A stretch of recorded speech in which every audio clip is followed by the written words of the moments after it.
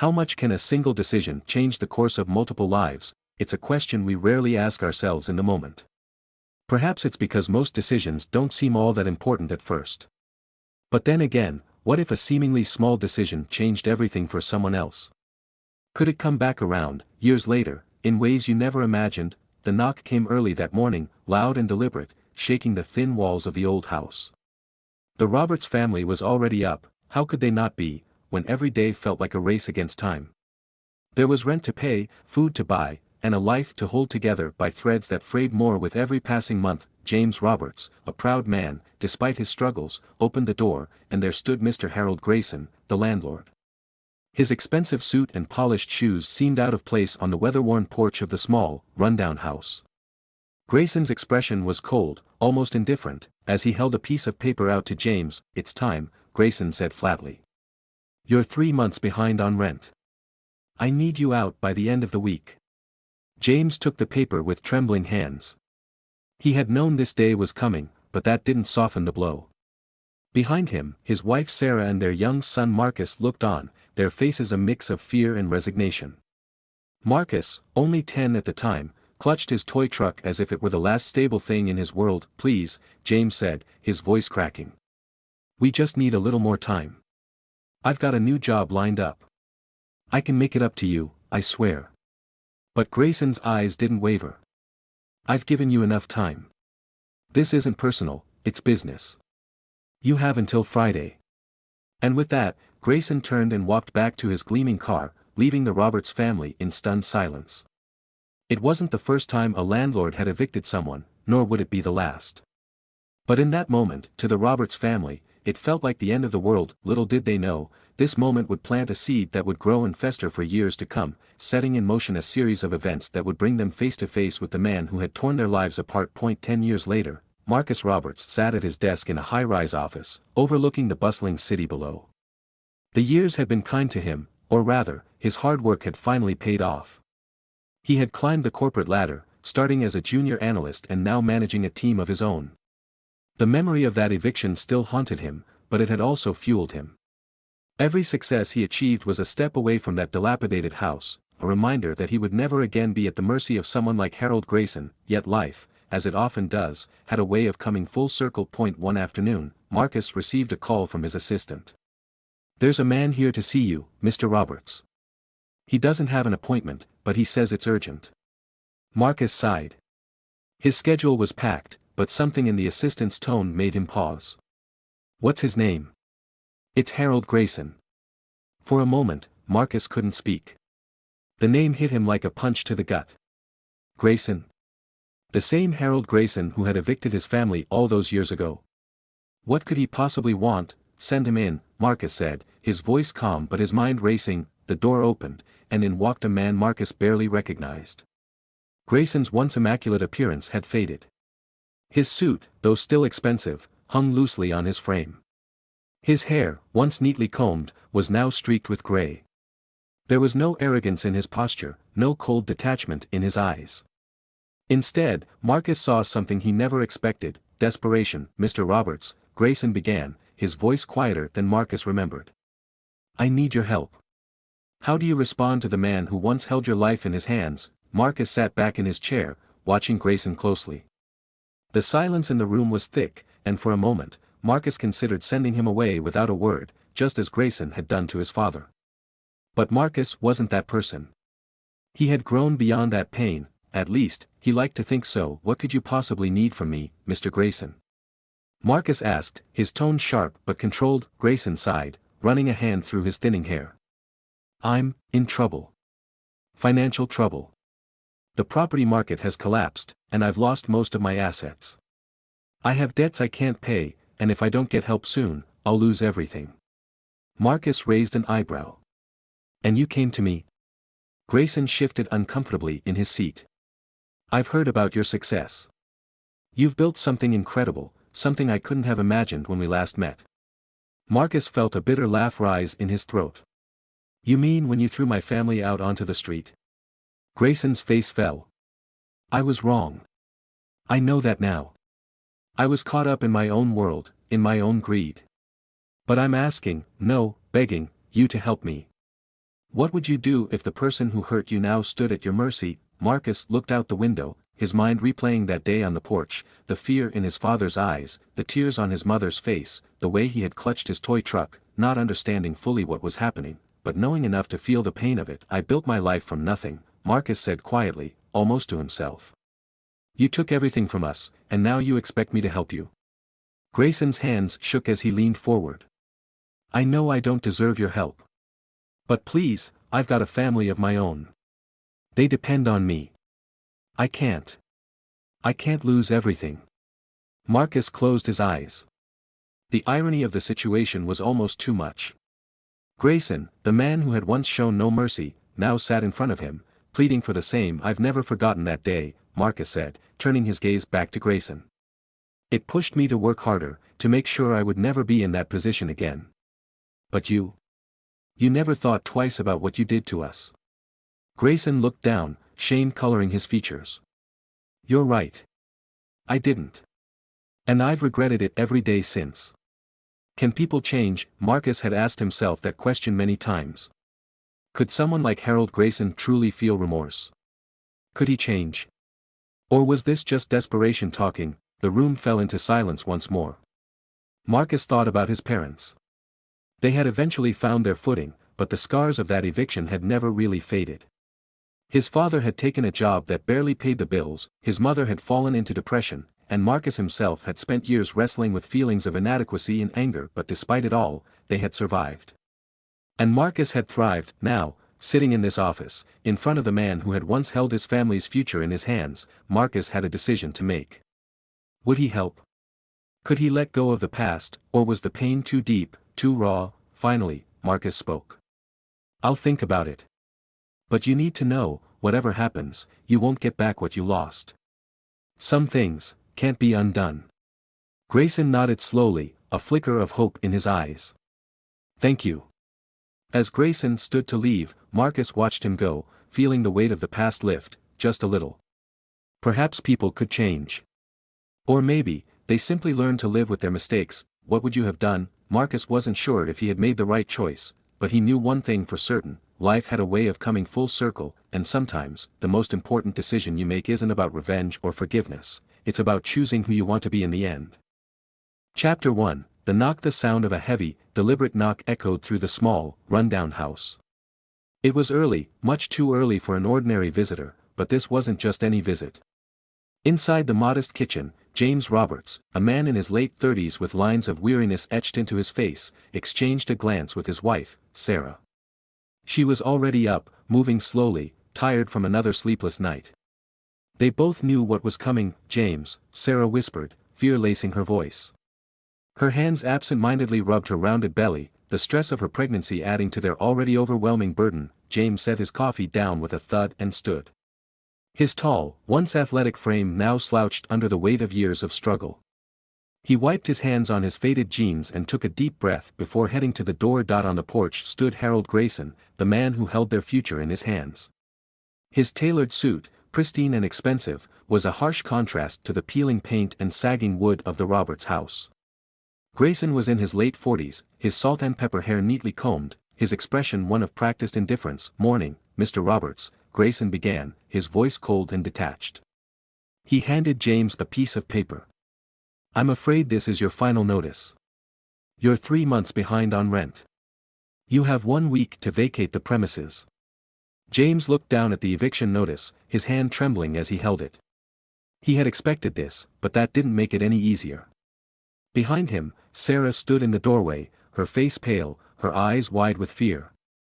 Their son, Marcus, only 10 years old, clung to her leg, his small frame hiding behind his mother. Please, Mr. Grayson, James said, his voice thick with desperation. Just give us a little more time. I've got a new job starting next week. I can make the payments, just not right now. Grayson's expression didn't change. He had heard it all before, from countless tenants in countless situations just like this one. I've given you enough time, Mr. Roberts. Business is business. You have until Friday. With that, Grayson turned and walked away, leaving the Roberts family standing in the doorway of their crumbling home, the weight of their reality pressing down on them like a heavy fog. James stood frozen for a moment, staring at the notice in his hand. He wanted to shout, to scream at the unfairness of it all, but he couldn't. He was a father, a husband, and he had to stay strong. Without a word, he turned and walked back into the house. Chapter 2, the breaking point. The following days passed in a blur of uncertainty and fear. James worked tirelessly, trying to gather what little money they had left, but it wasn't enough. The bills had piled up, and the constant fear of eviction hung over them like a dark cloud. Sarah's pregnancy only added to the stress. She tried to remain calm, for the baby's sake, but the tension was palpable. On the night before the eviction deadline, James sat at the kitchen table, his head in his hands. Marcus was asleep in the small room he shared with his parents, and Sarah sat across from James, her hands gently resting on her swollen belly. "What are we going to do?" Sarah asked quietly, her voice barely a whisper. James didn't answer right away. He didn't have an answer. He had failed them, his family, his son.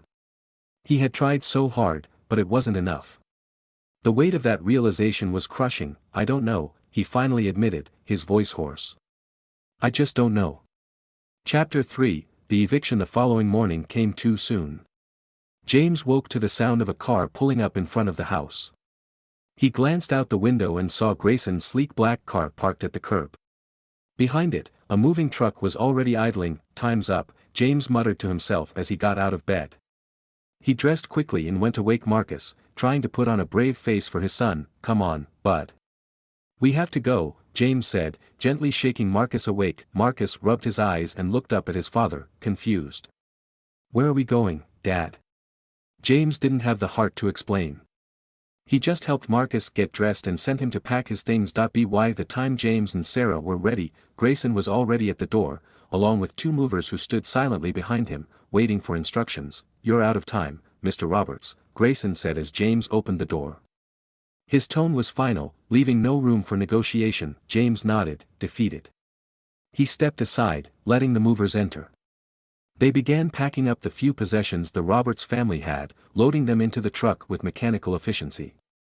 James and Sarah stood by, watching as their life was dismantled piece by piece. Marcus stood in the yard, clutching his toy truck, his eyes wide with confusion. He didn't fully understand what was happening, but he could feel the tension, the sadness that hung in the air like a heavy fog. As the movers loaded the last of their belongings into the truck, James turned to Grayson one last time. "I hope you can sleep at night, knowing what you're doing to people." Grayson didn't respond. He didn't need to. He simply turned and walked away, leaving the Roberts family standing on the sidewalk, their home no longer theirs. Chapter 4, starting over the next few years were hard on the Roberts family. They moved from place to place, never staying in one spot for too long. James found work where he could, but it was never enough to provide the stability they needed. Sarah gave birth to their second child, a daughter they named Emily, and the family struggled to make ends meet, but through it all, Marcus grew. He watched his father work himself to the bone, doing whatever it took to keep the family together. He saw the toll it took on his mother, the sadness in her eyes as she tried to make a home out of wherever they ended up. And he swore that one day, things would be different. As Marcus grew older, his resolve only hardened. He was determined to succeed, to rise above the circumstances that had been forced upon his family. He excelled in school, pushing himself harder than anyone else, always with the memory of that eviction day in the back of his mind. Chapter 5, the rise. By the time Marcus reached his 20s, he had become a force to be reckoned with. He had graduated from college with honors and quickly climbed the ranks in the business world. He was smart, ambitious, and driven by a burning desire to prove that he was better than the life he had been given. Within a few short years, Marcus had established himself as a successful entrepreneur. His company, Roberts Industries, quickly gained a reputation for innovation and efficiency, and Marcus found himself in a position of power he had never imagined. But despite his success, Marcus never forgot where he came from. The memory of that eviction still haunted him, and it fueled his drive to succeed.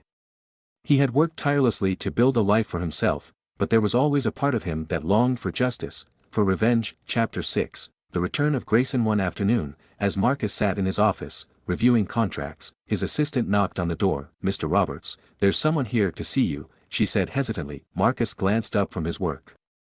"Who is it?" "It's a man named Harold Grayson." The name hit Marcus like a punch to the gut. He hadn't thought about Grayson in years, but the memory of that day came flooding back in an instant. "Send him in," Marcus said, his voice calm but his mind racing. The door opened, and in walked a man who was almost unrecognizable. Harold Grayson was no longer the confident, well-dressed man Marcus remembered. His suit, though still expensive, was worn and ill-fitting. His hair, once perfectly groomed, was now disheveled and gray. He looked tired, beaten down by the weight of time and misfortune. "Mr. Roberts," Grayson began, his voice weak, almost pleading. "I need your help." Chapter 7, A Second Chance. Marcus leaned back in his chair, studying the man before him. This was the man who had torn his family apart, who had shown no mercy when they had needed it most. And now, here he was, asking for help. "What could you possibly need from me, Mr. Grayson?" Marcus asked, his voice cold. Grayson swallowed hard, his hands trembling as he held his hat in front of him. "I've lost everything. The real estate market crashed, and I made some bad investments. I'm ruined. My family, we have nothing left." Marcus felt a flicker of satisfaction at Grayson's words. The man who had once held his family's fate in his hands was now begging for help. But that satisfaction was quickly replaced by something else, something Marcus hadn't expected. Empathy. Grayson's words echoed in Marcus's mind, reminding him of his own family's struggles, of the fear and uncertainty they had faced. Could he really turn away someone in need, even if that person was Harold Grayson? Chapter 8, A Decision. Marcus stared at Grayson, his thoughts a whirlwind of conflicting emotions. There was a part of him that wanted to turn Grayson away, to make him feel the same helplessness that his family had endured all those years ago. But another part of him, the part shaped by the hardships and resilience of his parents, couldn't ignore the desperation in the man's eyes. The silence hung in the air like a thick fog until Marcus finally spoke, his voice calm but firm. "Why should I help you?" he asked, leaning forward, his eyes narrowing as he studied Grayson's face. "You didn't care about us. You threw us out on the street without a second thought. Why should I do anything for you?" Grayson's lips quivered as he tried to hold himself together. He took a deep breath before answering. I was wrong. I know that now. Back then, I thought I was just doing my job, running my business. I didn't think about the people behind the numbers. But I've had a lot of time to reflect on my mistakes. And now, I'm paying for them." Marcus kept his gaze steady, waiting for more. Grayson continued, his voice cracking under the weight of his own guilt. "I lost everything, my properties, my wealth, my reputation. I even lost my family. My wife left me when things went downhill, and my children, they don't speak to me anymore. I'm alone, Mr. Roberts. I have nothing left but my pride, and even that is wearing thin. I don't deserve your help. I know that. But I'm here because I have no one else to turn to." Marcus felt a twinge of sympathy, but he wasn't ready to let go of the past so easily. "Do you know what you did to my family, Grayson? Do you remember the look on my father's face when you handed him that eviction notice? Do you know how hard we had to fight just to survive after you threw us out?" Grayson nodded, his eyes downcast. "I do. I remember it all. And it's haunted me ever since." The two men sat in silence for a moment, the weight of the past pressing down on both of them. Marcus thought of his father, the man who had worked tirelessly to keep their family together, even after everything had been taken from them. He thought of his mother, who had endured the stress of raising two children in uncertain conditions. And he thought of himself, the young boy who had vowed never to be at the mercy of someone like Grayson again. But as Marcus looked at the broken man before him, he realized that he was now the one in control. He had the power to decide what kind of man he wanted to be. He could turn Grayson away, let him suffer as his family had, or he could do something different, something his father had taught him. "Here's the thing, Grayson," Marcus said, breaking the silence. "I built my life from the ground up. I worked hard, and I made something of myself. But I didn't do it alone. I had my family. My father was a good man. He believed in second chances, even when the world didn't give him one." Grayson looked up, his eyes filled with a glimmer of hope. "I'm not going to give you a free pass," Marcus continued. "You don't get to walk in here and expect me to fix all your problems. But I will offer you something, a chance to rebuild, like my father did.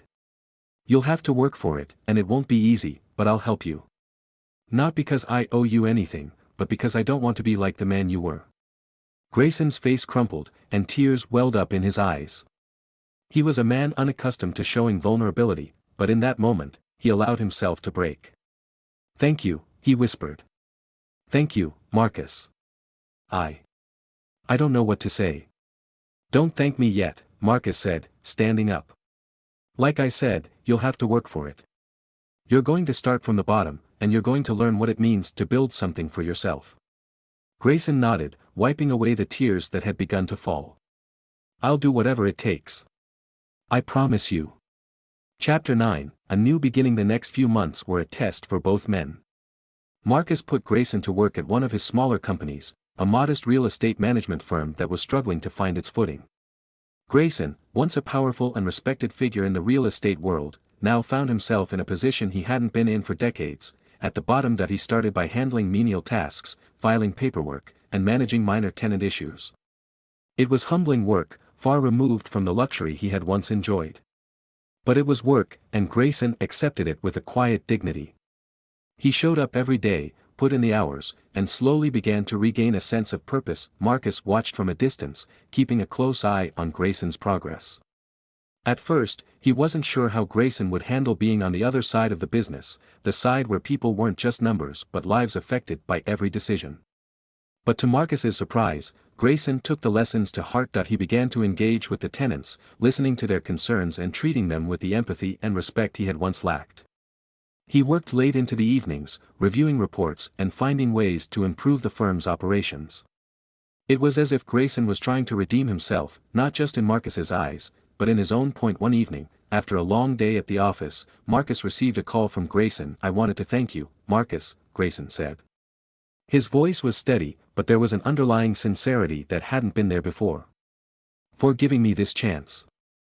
I know I don't deserve it, but I'm trying to make the most of it." "You're doing well," Marcus replied, his tone more neutral than he felt. He wasn't ready to forgive Grayson completely, but he couldn't deny the progress the man had made. "Just keep at it. You still have a long way to go." Grayson chuckled softly. "I know. But I'm willing to put in the work. I won't let you down." Chapter 10, Confronting the Past. Despite the strides Grayson was making, Marcus still carried the weight of his past. He hadn't fully dealt with the emotional scars left by the eviction, and as much as he wanted to focus on the future, the memories of that day continued to haunt him. One afternoon, Marcus decided to visit his parents. He hadn't spoken to them much about what had happened with Grayson, and he knew it was time to confront the past, not just for his sake, but for theirs as well. He drove out to the modest home his parents had moved into after years of hardship. It was a far cry from the life they had once dreamed of, but it was theirs, and they had made it into a home filled with love and resilience. When Marcus arrived, his father, James, greeted him with a warm smile, the lines of age and experience etched into his face. His mother, Sarah, sat in the kitchen, her hands busy with a knitting project. "Hey, son," James said, embracing Marcus. "Good to see you. You've been keeping busy, I hear." "Yeah," Marcus replied, trying to hide the tension in his voice. "I've been dealing with something I think we should talk about." James and Sarah exchanged a glance, their expressions softening with concern. They knew their son well enough to sense when something was weighing on him. Marcus sat down at the kitchen table, his parents joining him.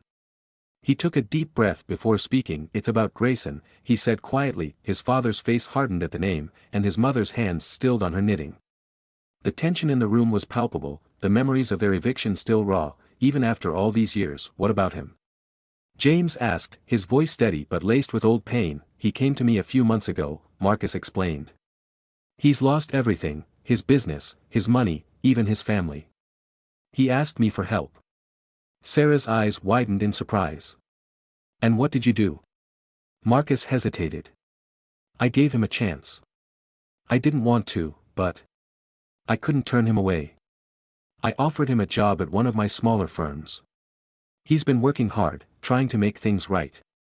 James leaned back in his chair, his brow furrowed in thought. "You're a better man than I am, son. I don't know if I could have done that." "It wasn't easy," Marcus admitted. "But I couldn't let the past define me. I didn't want to be like him, cold, indifferent, thinking only of myself. I wanted to be better than that." His mother reached across the table and placed her hand on his. "We're proud of you, Marcus. You've come so far, and you've shown more compassion than most people would in your situation. Marcus nodded, feeling a sense of relief wash over him. He had been carrying the burden of the past for so long, but now, in this moment, he realized that he didn't have to carry it alone. Chapter 11. The full circle. Months passed, and Harold Grayson's efforts at Marcus's firm didn't go unnoticed. The once powerful landlord had been reduced to doing tasks beneath the man he once was, but through it all, he remained humble and committed to the work. Marcus, from his vantage point, continued to observe Grayson's progress. He was cautious in his trust, but it was hard to ignore the genuine transformation in the man who had once wreaked so much havoc on his family's life. One day, Grayson came to Marcus's office, more confident in his step than the desperate man who had first walked through those doors months ago. His hair was neatly combed, and though his suit was still worn, his posture radiated the kind of dignity that Marcus had begun to respect. "Mr. Roberts," Grayson began, standing at the edge of Marcus's desk. His tone was calm, and for the first time since Marcus had taken him under his wing, there was no tremor in his voice. "I wanted to give you this." He handed Marcus a small envelope. Marcus raised an eyebrow, cautiously opening it. Inside was a handwritten note: "Thank you for saving me when I didn't deserve it. I've put together a plan that I hope will not only repay you for your kindness but also allow me to make amends for the harm I caused to others. Please, take a look." Attached to the note was a proposal for a new initiative, a real estate project designed to provide affordable housing for families in need. The idea was revolutionary, and the plan was well thought out. Grayson had poured his heart into it. Marcus looked up at Grayson, surprised. "I know I can never erase what I did," Grayson said softly. "But I can try to be a part of something better. I've worked on this for months. I want to help people now, the way I should have done from the beginning." Marcus set the proposal down, his mind whirling with the possibilities. He could see the sincerity in Grayson's eyes, and though the memories of his family's eviction still stung, Marcus couldn't deny the power of the opportunity in front of him. "You really think you can make this work?" Marcus asked, his tone measured. "I believe I can," Grayson replied firmly. "But I can't do it alone. I need your help, Marcus." Marcus studied the older man's face for a long moment. He could see the regret, but also the determination. This wasn't the same man who had once stood on his family's porch, cold and unfeeling. This was someone who had been broken down by life and had learned the value of redemption. "I'll think about it," Marcus finally said, leaning back in his chair. "I'm not making any promises, but I'll consider it." Grayson nodded, understanding. "That's all I can ask for. Thank you." Chapter 12. The decision. Marcus spent the next few days poring over Grayson's proposal. It was a solid plan, innovative, compassionate, and exactly the kind of project that could make a real difference in the lives of people who were struggling, just as his family had all those years ago. But it wasn't just the idea that weighed on Marcus's mind. It was the deeper question of whether he could truly trust Grayson. Could a man who had caused so much pain ever fully redeem himself? And could Marcus allow himself to be part of that redemption? On a Friday evening, Marcus found himself at his parents' house once again. His father, James, sat at the kitchen table, reading a newspaper, while his mother prepared dinner. The smell of home-cooked food filled the room, a reminder of the stability his parents had fought so hard to achieve. "Dad," Marcus began as he took a seat across from his father. "I need to talk to you about something." James folded the newspaper and set it aside, giving his son his full attention. "What's on your mind, son?" "It's about Grayson," Marcus said, feeling the tension rise in his chest. "He's come to me with a proposal. He wants to start a housing project for families in need, affordable homes for people who can't afford the usual market prices." James's expression was unreadable, but Marcus could see the wheels turning in his father's mind. "And he wants your help?" James asked. Marcus nodded. "Yeah. He's put together a solid plan. It's a good idea, and I think it could really help a lot of people. But I don't know if I can trust him. He's the reason we went through so much pain, Dad. I don't know if I can get past that."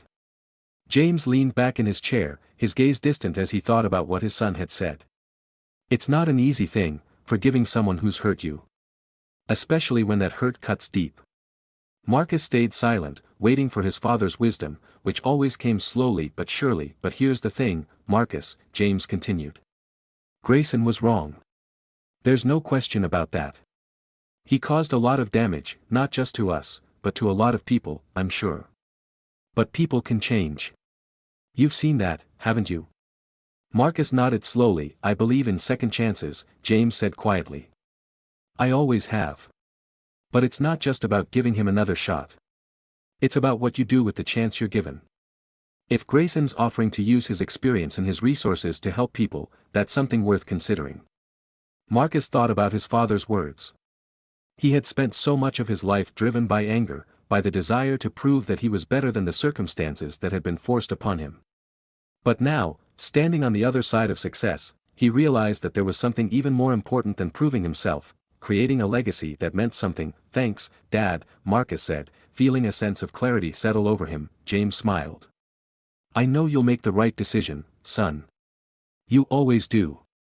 Chapter 13, A New Path. The following week, Marcus called Grayson into his office.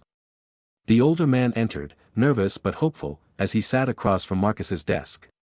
There was a moment of tense silence before Marcus spoke. I've reviewed your proposal, Marcus began, keeping his voice steady. It's good. In fact, it's more than good. It's exactly the kind of project I've wanted to get involved with for years. Grayson's eyes lit up with cautious optimism. But before we move forward, I need to be clear about something, Marcus continued. This isn't about me doing you a favor. This is about creating something meaningful, something that helps people. If we do this, we're doing it right. And you're going to have to prove to me, every step of the way, that you're committed to this, not just for yourself, but for the people this project will serve. Grayson nodded quickly. I understand. I'm all in, Marcus. Whatever it takes. Marcus paused, weighing his next words carefully. And one more thing.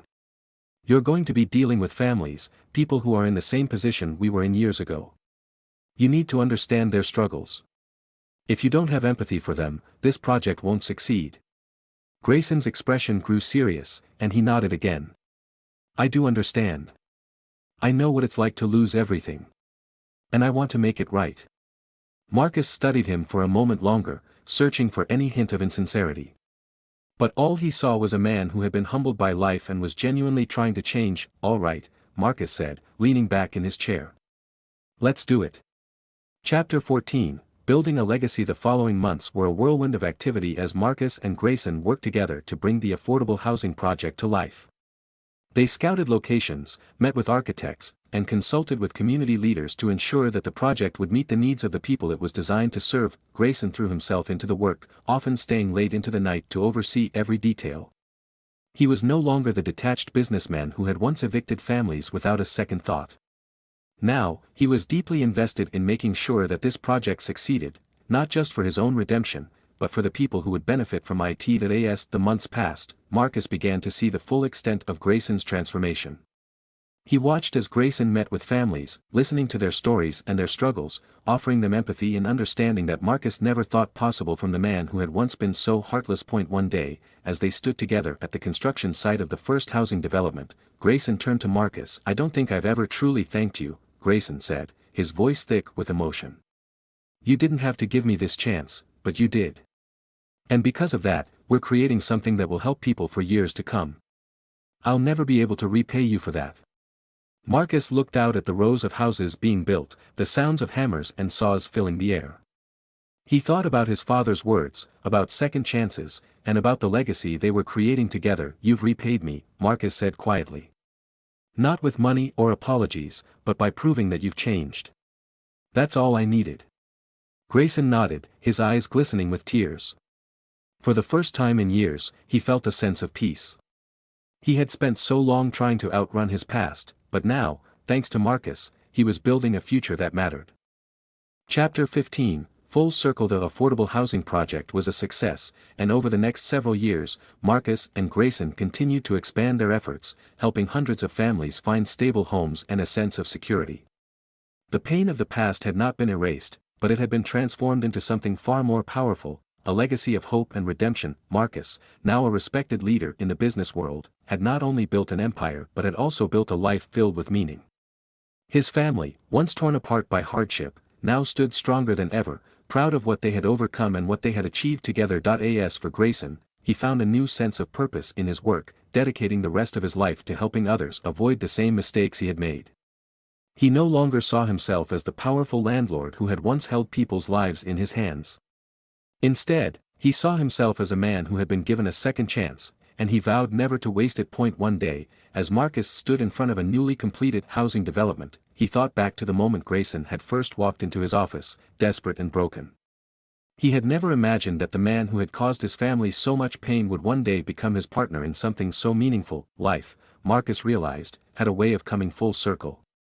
And sometimes, the most unexpected turns were the ones that led to the greatest redemption. Chapter 16, Ripples of Change. It was 2 years after the success of the first affordable housing project.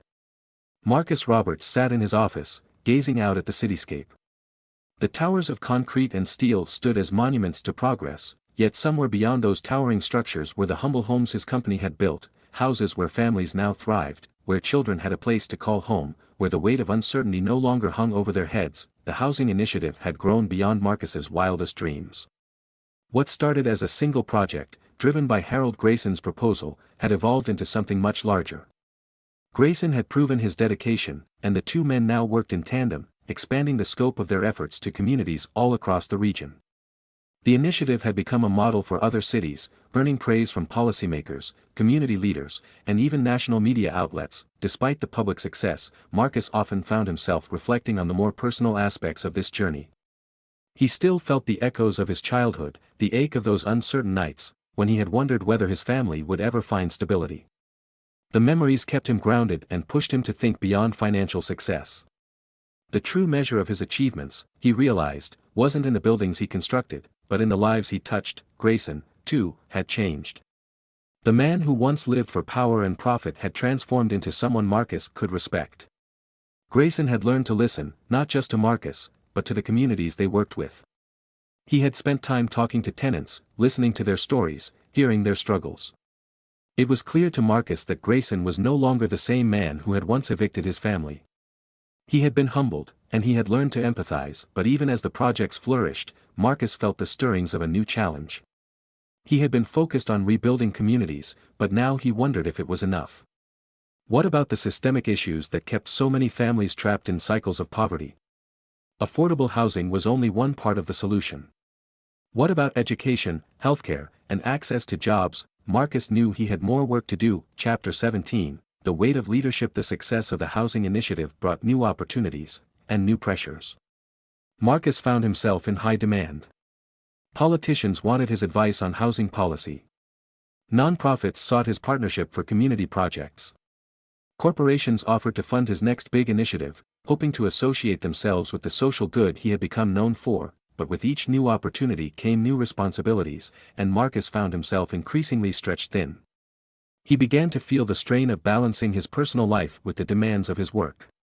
His father, James, had always warned him about the dangers of burnout, but Marcus had been so focused on making a difference that he hadn't seen it coming. Late one night, as Marcus worked in his office long after everyone else had left, his phone buzzed. It was a text from his mother. "Sarah, haven't heard from you in a while. Dad and I miss you. Come by for dinner soon." Marcus stared at the message, feeling a pang of guilt. He had been so absorbed in his work that he hadn't made time for his family. His parents had sacrificed so much for him, and he knew he owed them more than just a few sporadic visits. But he kept telling himself that he was doing this for them, for people like them. He was trying to change the world. Wasn't that enough? He typed a quick reply, "I'll come by this weekend." As Marcus put down his phone, he leaned back in his chair and closed his eyes. He couldn't shake the feeling that something was missing, that even with all the success and accolades, there was more he needed to do. Chapter 18, Grayson's new struggles. Harold Grayson had grown into his new role, but it hadn't been without its challenges. Though he was now widely respected in the affordable housing world, his personal life remained in shambles. His wife had left him after his financial collapse, and his children, now adults, barely spoke to him. Grayson had poured everything into his work with Marcus, hoping that by building something meaningful, he could somehow atone for his past mistakes. But the distance from his family weighed on him. He had lost them when he had been at his most selfish, and now that he had found a new path, it seemed too late to rebuild those bridges. One evening, Grayson received a phone call that shook him to his core. It was his daughter, Claire, whom he hadn't spoken to in over 3 years. "Dad," her voice cracked through the phone. I need your help." Grayson felt his breath catch. He had long since given up hope of hearing from his children again. "Claire, is everything okay?" There was a long pause on the other end of the line before she answered. "I've been in trouble, Dad. I didn't know who else to call. I lost my job, and I'm about to be evicted. I didn't know if you'd even want to hear from me after all this time." Grayson's heart sank. The word evicted hit him like a punch to the gut. The irony was not lost on him. After all, how many people had he put in that very position over the years? And now, it was his own daughter facing the same fate. "Of course I want to hear from you," Grayson said, his voice soft but steady. "Tell me what you need, and I'll be there." Chapter 19, Healing Old Wounds. The next day, Grayson drove to meet his daughter at the small apartment where she had been living. It wasn't much, just a modest one-bedroom unit on the outskirts of the city. When he arrived, Claire was sitting on the steps, her face pale with exhaustion.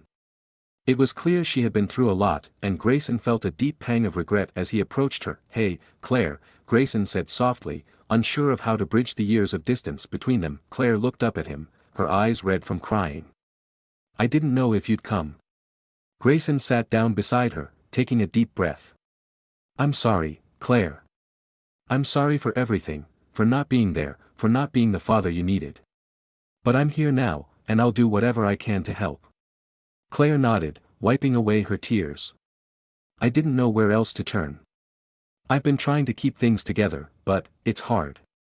Grayson put his arm around her, a gesture that felt both unfamiliar and long overdue. "You don't have to do it alone anymore. I know I wasn't there before, but I'm here now. I'll help you through this." For the first time in years, Claire leaned into her father's embrace, allowing herself to feel the comfort she had long denied herself. In that moment, Grayson realized that while he couldn't change the past, he still had a chance to heal the wounds he had caused. Chapter 20, Expanding the Vision. As Grayson worked to rebuild his relationship with his daughter, Marcus was deep in thought about the future of their initiative. The affordable housing project had been a massive success, but Marcus knew that housing alone wouldn't solve the deeper issues facing the communities they served. One afternoon, as he sat in a meeting with his team, Marcus posed a question that had been on his mind for some time. What if we're thinking too small? What if affordable housing is just the first step? His team exchanged glances, curious about where Marcus was going with this. "What if we create entire communities?" Marcus continued. "Not just homes, but schools, clinics, job training centers, everything a family needs to thrive. We could design communities that provide not just shelter, but opportunity." The idea sparked excitement in the room, and the discussion quickly evolved into a brainstorming session about what such a project could look like. Marcus's vision was clear: he wanted to create sustainable, holistic communities that addressed the full range of needs faced by struggling families. Grayson, who had been listening quietly, spoke up. "I think you're right, Marcus. Housing was just the beginning. We've proven that we can build homes, now let's build something bigger." With that, a new phase of their partnership was born.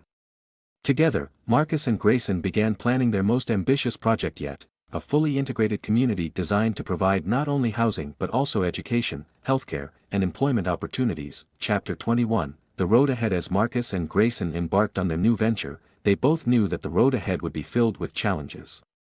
Creating entire communities from the ground up required not only immense financial resources but also the cooperation of local governments, nonprofits, and other stakeholders. It was a daunting task, but they were both committed to the vision. For Marcus, this project represented the culmination of everything he had worked for, the chance to create lasting change and to give back in a way that went beyond his own success. He had always known that his purpose wasn't just to build wealth but to build a legacy of impact. For Grayson, it was another opportunity for redemption. He had already started to rebuild his relationship with his daughter, and now, by helping others, he hoped to fully atone for the mistakes of his past. This project was his chance to prove to himself, and to the world, that he had truly changed. The planning process was long and arduous, with countless meetings, negotiations, and setbacks. But Marcus and Grayson remained steadfast in their commitment. They knew that what they were building would change lives, just as their own lives had been changed by the journey they had shared. Chapter 22, A Legacy of Hope. Years later, as Marcus and Grayson stood together at the opening ceremony of the first completed community, they both felt a deep sense of pride. The vision they had worked so hard to bring to life had finally become a reality. Families were moving into their new homes, children were starting at the on-site school, and the first job training programs were already underway. The project had attracted national attention, and the media was there to document the historic moment. But for Marcus and Grayson, this wasn't about the headlines or the accolades. It was about the families whose lives would be changed because of the work they had done. As Marcus took the stage to speak to the gathered crowd, he looked out at the faces of the families who had been given a new start. He thought about his own family, about the struggles they had faced, and how far they had come. He thought about his father, who had taught him the value of resilience and the importance of giving back. This project, Marcus said, his voice strong and clear, is not just about building homes. It's about building futures. It's about giving families the opportunities they deserve, the opportunities that my own family fought so hard to find. We've built something here that I hope will inspire others to keep building, to keep pushing for a better, fairer world. The crowd erupted in applause, and as Marcus stepped down from the podium, he felt a sense of fulfillment unlike anything he had ever experienced. Grayson, standing beside him, smiled. "You did it, Marcus. You've built something that will outlast all of us." "We did it," Marcus corrected, looking at the man who had once been his adversary but had since become his partner and, in some ways, his friend. As they stood together, watching the families move into their new homes, Marcus realized that this was the legacy he had always wanted to create, a legacy of hope, of redemption, and of second chances, and for the first time in his life, he felt truly at peace.